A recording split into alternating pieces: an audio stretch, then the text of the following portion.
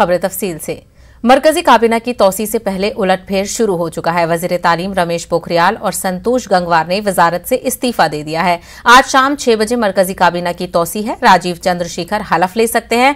बताया जा रहा है कि काबीना की तौसी में SC ST से वुजरा बनाए जा सकते हैं। जराये के मुताबिक 25 OBC वुजरा हो सकते हैं। काबीना की तौसी में 4 रियासतों को खास तौर पर मलहूज खातिर रखा जा सकता है, जिनमें यूपी, बंगाल, महाराष्ट्र और गुजरात काबिल जिक्र हैं। वहीं PM मोदी की रिहाइशगाह पर काबीना की तौसी के हवाले से तबादले ख्याल हो रहा है। मजीद बातचीत करेंगे हमारे नुमाइंदे विनीत झा, जो इस वक्त हमारे साथ दिल्ली से जुड़े हुए हैं। विनीत झा, फेरबदल होना कैबिनेट में तो तय था और इसकी तैयारी पूरी हो गई है।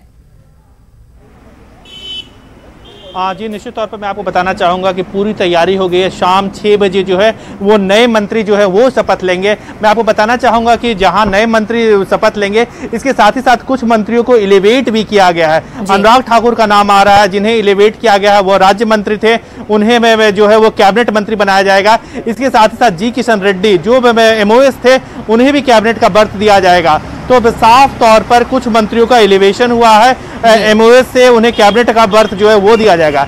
इसके साथ ही साथ कुछ मंत्रियों की छुट्टी भी हो गई है। जैसा कि न्यूज़ 18 ने अपने दर्शकों को पहले भी बताया था कि केंद्रीय शिक्षा मंत्री रमेश पोखरियाल निशंक की कैबिनेट से छुट्टी हो गई है। वहीं पर अजय भट्ट जो उत्तराखंड से आते हैं, उन्हें मंत्री बनाया जाएगा। इसके साथ ही साथ मैं आपको बताना चाहूंगा कि उत्तर प्रदेश के बड़े नेता में थे संतोष गंगवार, केंद्रीय मंत्री थे, उन्होंने भी अपना इस्तीफा दे दिया है।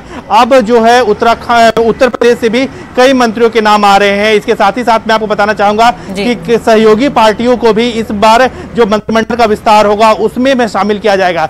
अनुप्रिया पटेल उत्तर प्रदेश से आती हैं, पहले भी मंत्री रह चुकी हैं, इस बार भी फिर से उन्हें मंत्रिमंडल विस्तार में शामिल किया जाएगा। इसके साथ ही साथ बिहार से RCP सिंह आते हैं। हालांकि उनसे जब न्यूज़ 18 ने बात की तो उन्होंने साफ तौर पर कहा कि 6 बजे तक का इंतजार करना चाहिए, लेकिन प्रधानमंत्री नरेंद्र मोदी के साथ उन्होंने भी मुलाकात की।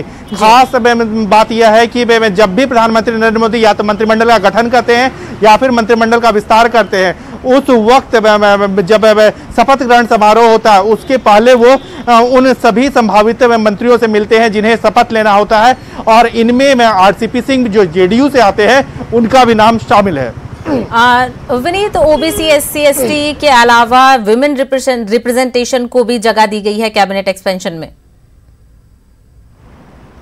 जी, निश्चित तौर पर मैं आपको बताना चाहूंगा जो कैबिनेट एक्सपेंशन है उसमें महिलाओं को भी जगह दी गई है। हिना गावित जो हैं वो महाराष्ट्र से आती हैं, उन्हें जगह दी गई है। इसके साथ ही साथ हमें अनुप्रिया पटेल उत्तर प्रदेश से आती है। हालांकि वो अपना दल की है, लेकिन NDA की वो सदस्य हैं। मोदी मंत्रिमंडल में जो मोदी 1 था उसमें भी वो मंत्री रही थी, उन्हें भी प्रतिनिधित्व दिया जाएगा। इसके साथ ही साथ बड़ी नेता आती है मीनाक्षी लेखी, दिल्ली की से सांसद है, नई दिल्ली से सांसद है, दूसरी बार सांसद बनी है, उन्हें भी मंत्रिमंडल में शामिल किया जाएगा। तो साफ तौर पर इस बार जो है महिलाओं का प्रतिनिधित्व जो है वो भी काफी बढ़ा है। कई बड़े नाम, चाहे वो मीनाक्षी लेखी की बात करें या फिर अगर हम बात करें हिना गावित, उन्हें भी शामिल किया गया है। इसके साथ ही साथ जो है अनुप्रिया पटेल, उन्हें भी शामिल किया गया है। तो साफ तौर पे मोदी मंत्रिमंडल में महिलाओं का प्रतिनिधित्व जो है वो बढ़ाया गया है। इसके साथ ही साथ मैं आपको यह भी बताना चाहूंगा कि जैसा कि मैंने पहले कहा कि बेहतर काम करने वाले मंत्रियों को, चाहे वो MOS थे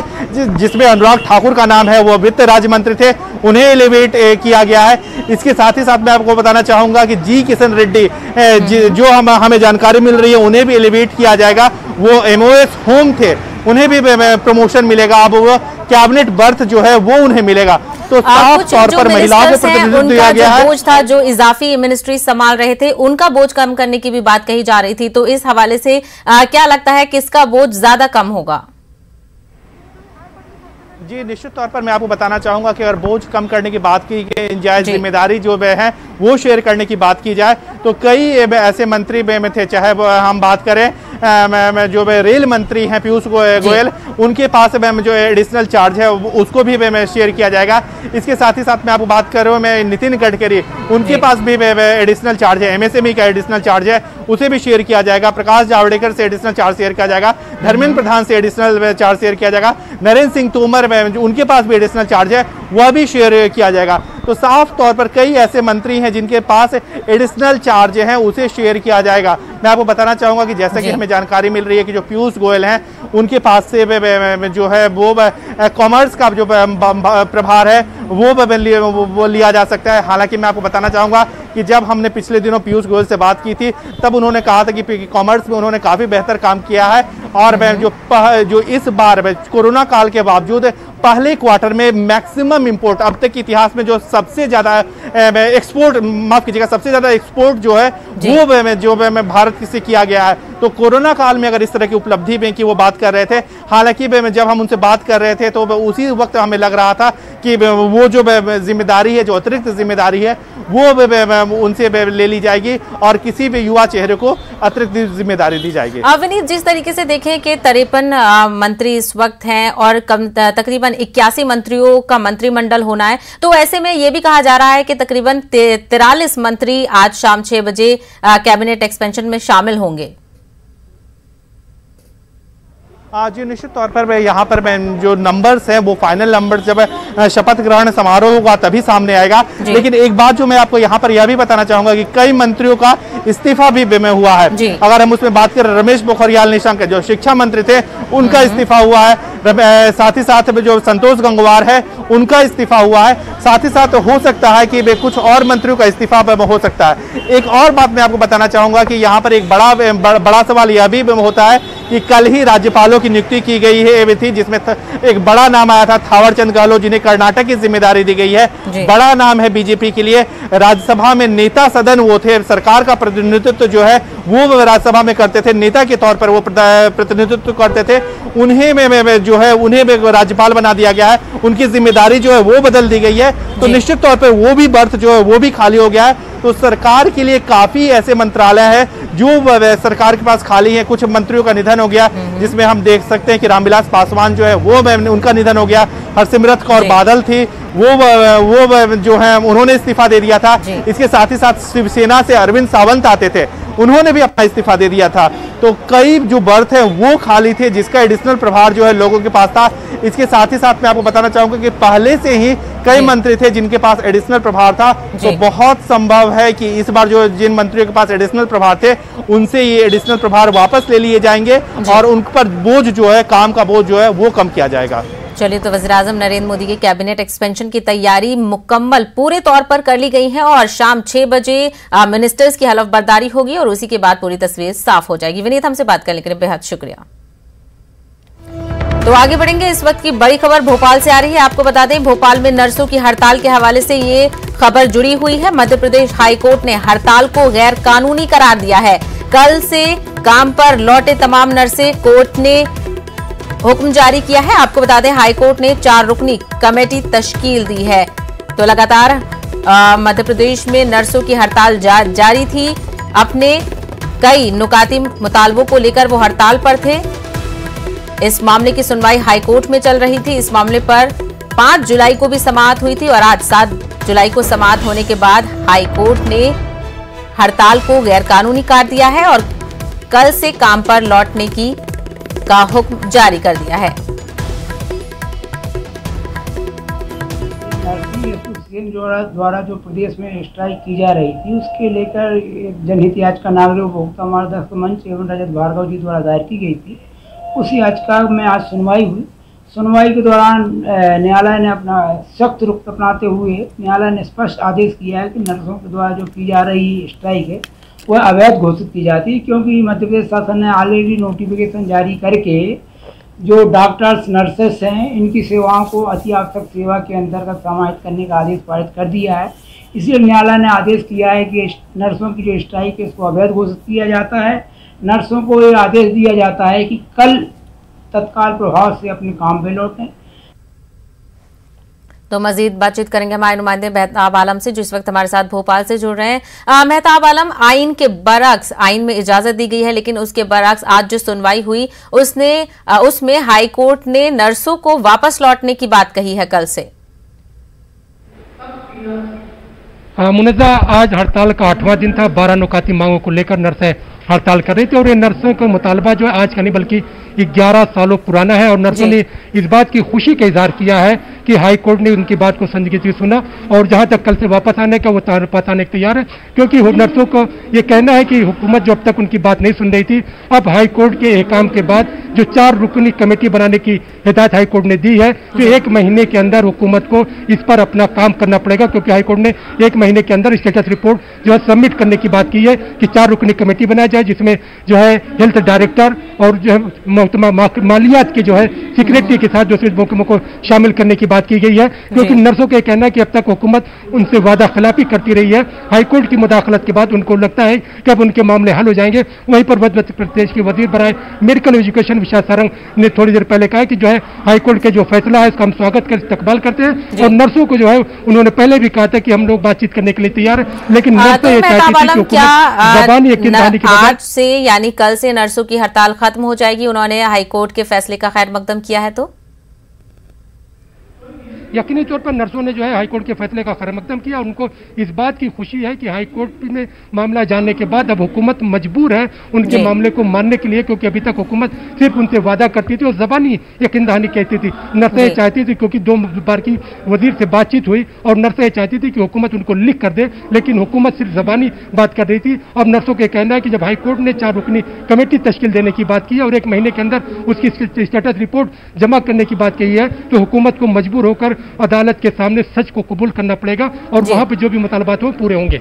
और अगर 1 महीने बाद इस मामले को लेकर जो नर्सों के मुतालबात हैं उन पर कोई ऐसा फैसला नहीं आता है जिससे कि नर्सें मुतमईन हो, तो क्या इस मामले में वो दोबारा हड़ताल पे जाने की बात कर सकते हैं?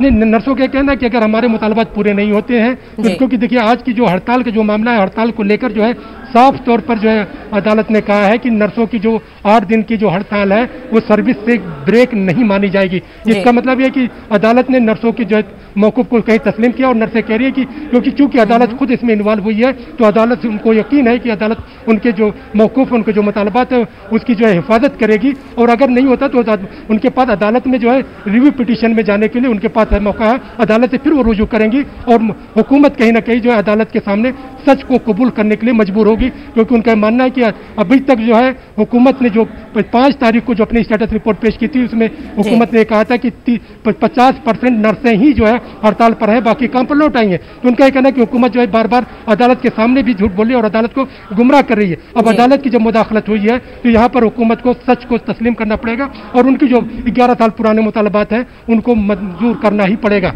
मेहताब आलम, वही जो हाईकोर्ट ने 4 रुकनी कमेटी तश्कील दी है उसमें कौन कौन शामिल है, क्या इस हवाले से आपके पास तफसील है?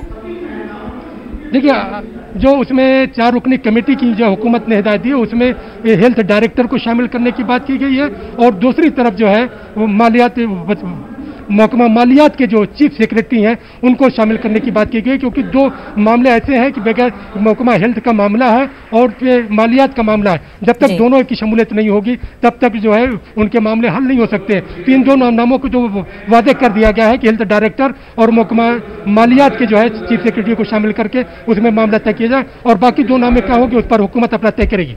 बिल्कुल, तो भोपाल में नर्सों की हड़ताल का मामला काफी हद तक सुलझा है। हाईकोर्ट ने नर्सों को कल से हड़ताल खत्म करने का हुक्म जारी किया है, तो वहीं इस मामले को लेकर 4 रुकनी कमेटी तश्कील दी गई है जो आगे की कार्रवाई जारी रखेगी।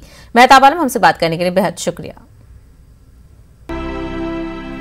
तो आज लेजेंडरी लीडर दिलीप कुमार इंतकाल कर गए हैं। दिलीप कुमार की नमाज जनाजा उनके घर पर ही अदा की जाएगी। सांता क्रूज कब्रिस्तान की जानिब से जानकारी दी गई है। कब्रिस्तान में भीड़ न हो इसलिए खानदान वालों ने फैसला लिया है। शाम 5 बजे बाद नमाज असर दिलीप कुमार की तदफीन अमल में लाई जाएगी। तो आज सुबह बेहद अफसोस खबर ये सामने आई। Legendary leader, actor, veteran actor Dilip Kumar हम लोगों के दरमियान से अलविदा कह गए हैं, और सुबह से लगातार हम आपको हर अपडेट उनके हवाले से बता रहे हैं। उनकी जिंदगी के जो बेहद खूबसूरत पल रहे हैं, जो उन्होंने मुकाम हासिल किया है सिनेमा जगत में, उस पर सारी रोशनी हम आज डालेंगे। और आपने देखा कि उनके जो इज़्दिखाकी को अस्पताल से उनके घर लाया गया है, जहां पर तमाम जो अजीम शख्सियत हैं, जो बॉलीवुड के सितारे हैं और जो सियासी लीडरान हैं, वो भी उनके घर ताज़ियत के लिए पहुंच रहे हैं। आप तस्वीरों में देख सकते हैं, अनिल कपूर उनके घर पहुंचे, अक्षय कुमार उनके घर पहुंचे, विद्या बालन उनके घर पहुंची। और साथ ही अगर सियासी गलियारों से बात करें तो महाराष्ट्र के वजीर आला उद्धव ठाकरे भी उनके घर पहुंचे थे ताजियत के लिए, और शरद पवार, एनसीपी के लीडर शरद पवार भी उनके घर पहुंचे ताजियत के लिए। आप तस्वीरों में देख सकते हैं कि सभी जो अदाकार हैं, बॉलीवुड के मशहूर अदाकार शाहरुख खान को भी आपने देखा कि वो किस तरीके से सायरा बानो को सांत्वना दे रहे थे।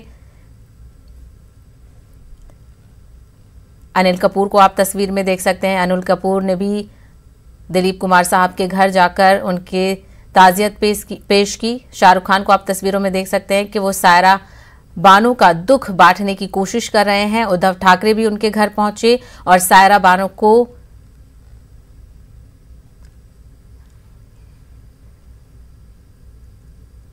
तो आज सिनेमा के गलियारों से जब सुबह आपने देखा कि किस तरीके की बेहद अहम और दुखद खबर सामने आई।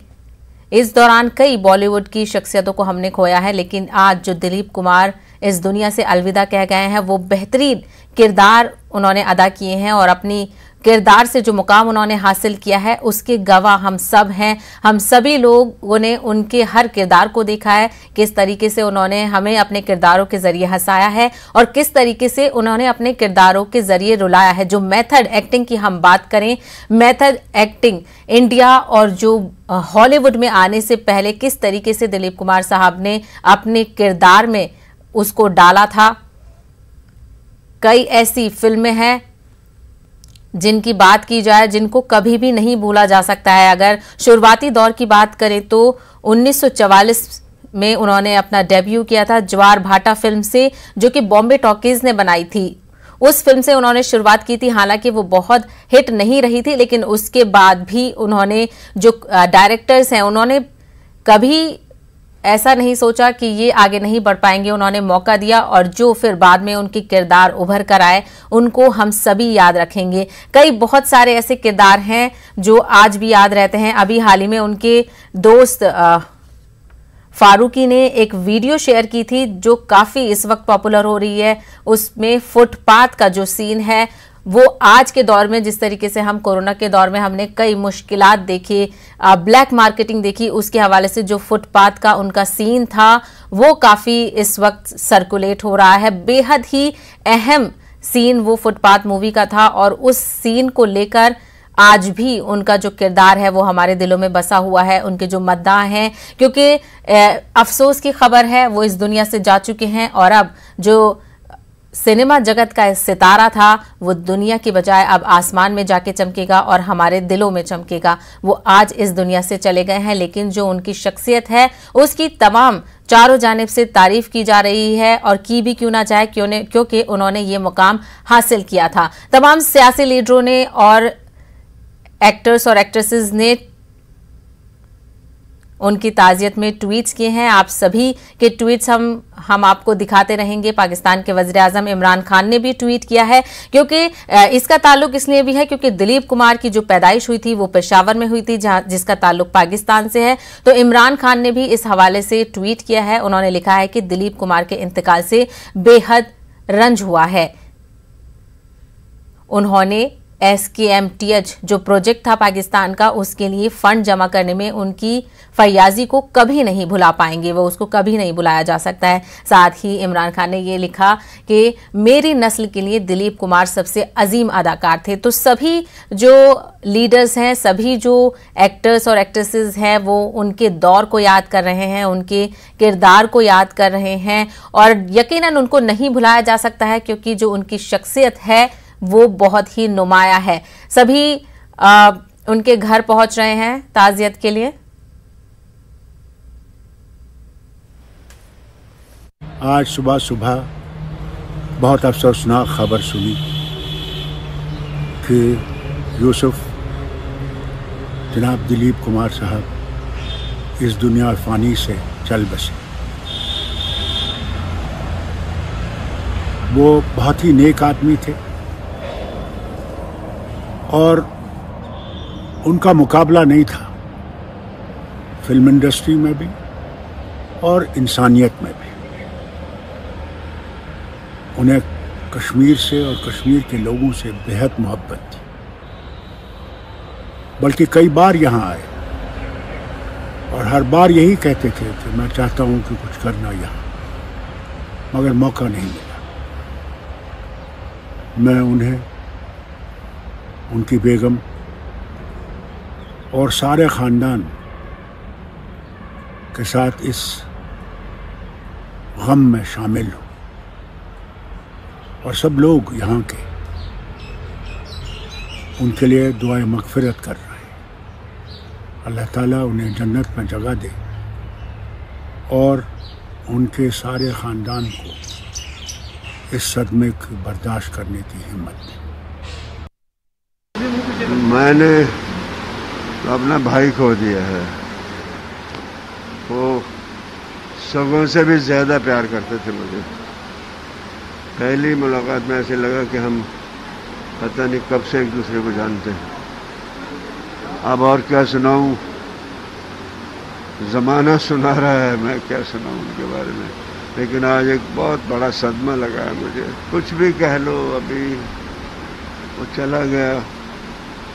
जिसे हम देख के एक्टर बनना चाहते थे। कमी तो होगी, उनकी यादों के सहारे जिएंगे ना, वो यादें तो साथ रहेंगी। वो यादें ही बहुत बड़ा सरमाया है हमारा।